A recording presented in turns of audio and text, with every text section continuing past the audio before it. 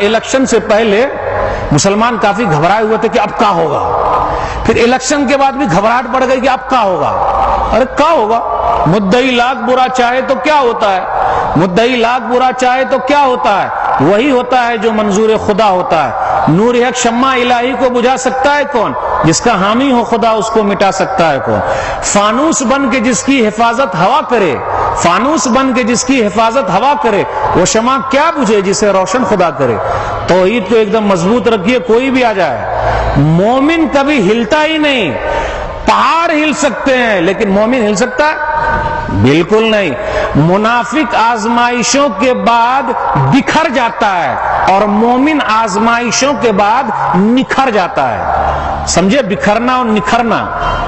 آزمائش ہوئی، اللہ نے آزمایا، دیکھیے نکھار کیسے آ گیا. جھیلتے رہتا ہے، جھیلتے رہتا ہے، جھیلتے رہتا ہے، اور اس کی منزل ہے جنت. وہی جا کے وہ سانس لے گا. اس لیے توحید کو ذرا مضبوط کر کے رکھیے گا. یہی سب سے بڑا سرمایہ ہے.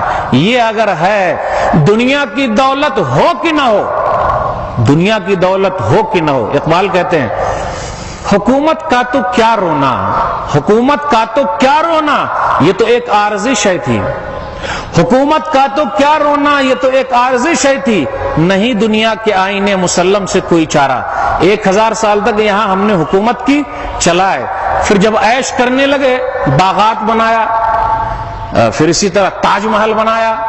شاہجہاں بیوی سے بہت محبت کرتے تھے، مسجدیں بھی بنائی الحمدللہ. جہاں بگاڑ کا کام کیا اللہ نے دوسرے کے ہاتھ میں دے دیا. انگریز آئے، انگریزوں نے بھی بگاڑ کا کام کیا تو اللہ نے ایک پارٹی کو تیار کیا، ان کو دے دیا. اب ان کے اندر بھی جب نیت میں کچھ گڑبڑی آ گئی تو اللہ کسی کو بھی دے سکتا ہے، جو ہم اور آپ دیکھ ہی رہے، چاہے وہ چائے بیچنے والا کیوں نہ ہو. اس لیے گھبراہٹ کی کوئی بات نہیں ہے. دنیا اللہ جس کو چائے دے دے. ایک بات یاد رکھیے گا، یہ جملہ اگر یہ جملہ یاد ہے، دنیا اللہ سب کو دے سکتا ہے لیکن آخرت اللہ صرف مومنوں کو دے گا. کتنا بڑا انعام ہے. آخرت اللہ صرف مومن کو دے گا، مومن کے علاوہ کسی کو نہیں دے گا. دنیا اللہ جس کو چاہے دے دے.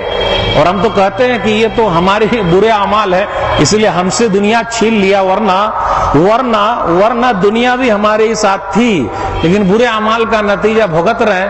اب دعا کرتے رہیں اور عمل بھی کرتے رہیں کہ اللہ وہ دن واپس آ جائے. لیکن حال ہی ہمیشہ افسوس کرتے ہیں.